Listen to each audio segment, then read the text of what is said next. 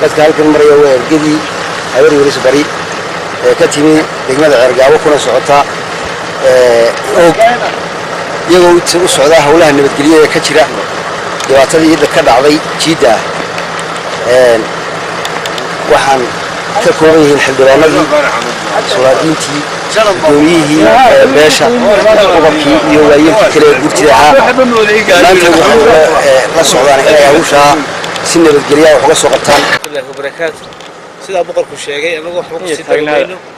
waa inta uu sheegay waa habar yuris bari aan ka soo baxnay Ceergaabo waxaan sii joognaa meeshii shaqaaqadu ka dhacday og waxaan hubnaa ilaahay inuu nagu guuleeyo hawlaha noo sameeyo soo dabaal beelaha walaalaha isqoonsaday annagoo ah ka socona erga gobolka Sanaag ka socota degmada Ceergaabo xildhibaano boqorro salaadiin cuqaal isugu jira waxaanu aad iyo aad ugu faraxsanahay in hawsha ku guuleysan doono insha Allah taala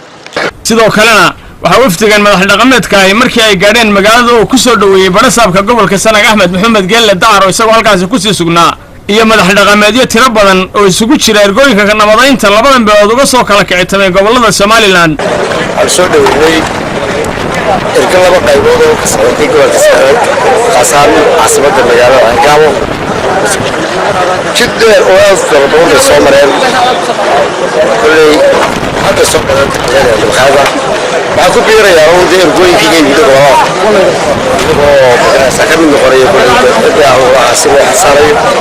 dhinaca arrimaha nabadaynta labadan beelood iyo halka ay maraysana waxaa saxaafadda uga xog warramay boqor Faysal Cismaan Faarax iyo ugaas Xuseen Xaaji Geelle oo ka mid ah ergooyinka nabadaynta ee hore ugu sugnaa gudaha magaalada og maanta ay bishu tahay 24 maalintuna ay tahay sabti waxaan soo dhamaaday oo soo gabagaboobay xidhitaankii labada dhinac ee nabadgelyada guddiga ciidamada booliska ciidamada qaranka dhammaan iyo madax dhaqameed waxay ku guuleysteen in Ilaahay ku ilhaamiyay in nabadda la sugo wajigii labaadna wuxuu bilaami doonaa berrito oo axad ah